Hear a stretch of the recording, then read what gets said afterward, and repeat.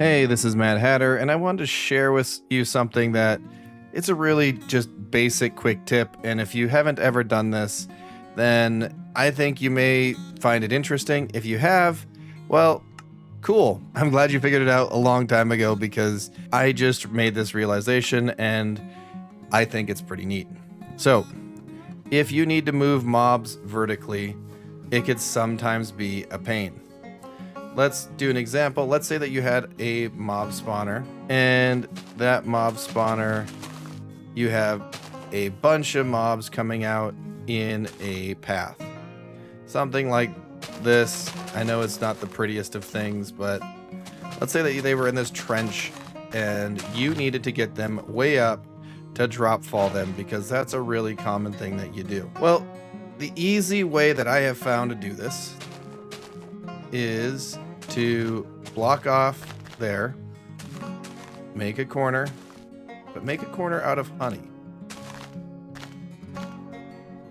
And we're gonna have to go actually one more short. Make this corner out of honey. Just like that. And we're gonna go up as high as you want these mobs to go. Now we're gonna go up just like this. And just like this.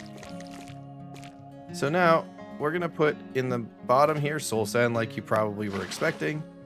And go fill this up so it's a bubble column. Now we should have bubbles, I hope. There we have some bubbles.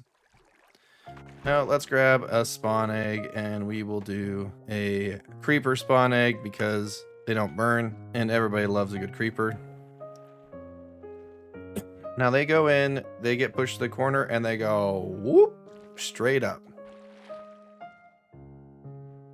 Straight up to the top. So we do it again.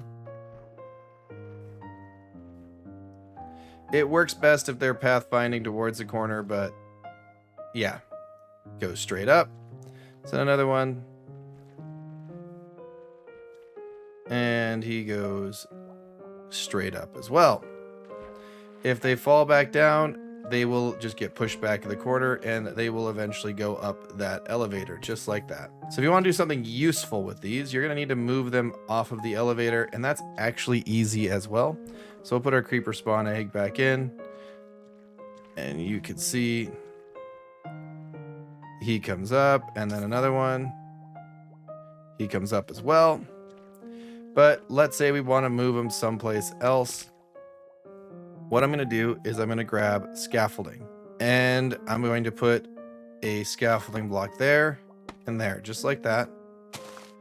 And then we can do a water source here. And we'll build a little path.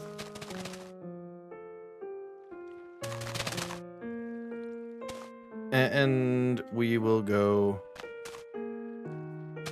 just like that and put a button in.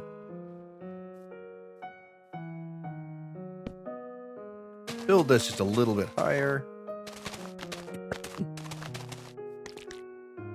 Push you in.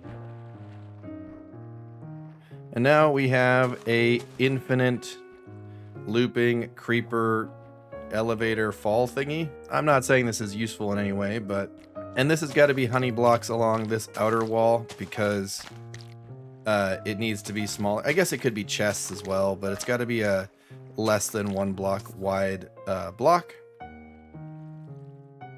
And now they should just keep on looping. Let's grab some glass so we can see exactly what's going on.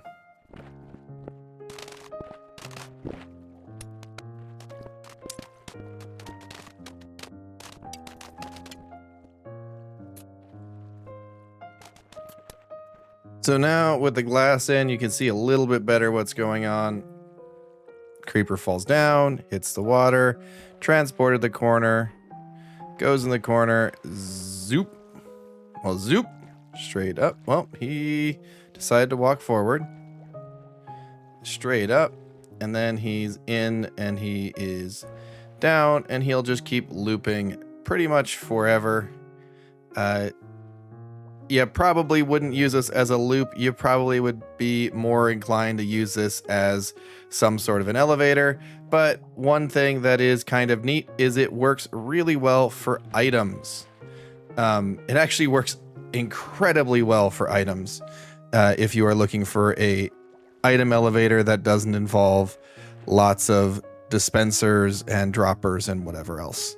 And the water is pretty much fully contained. That's what I have. I know that's a really short and sort of lazy video, but that is a little item or entity loop that you could put together.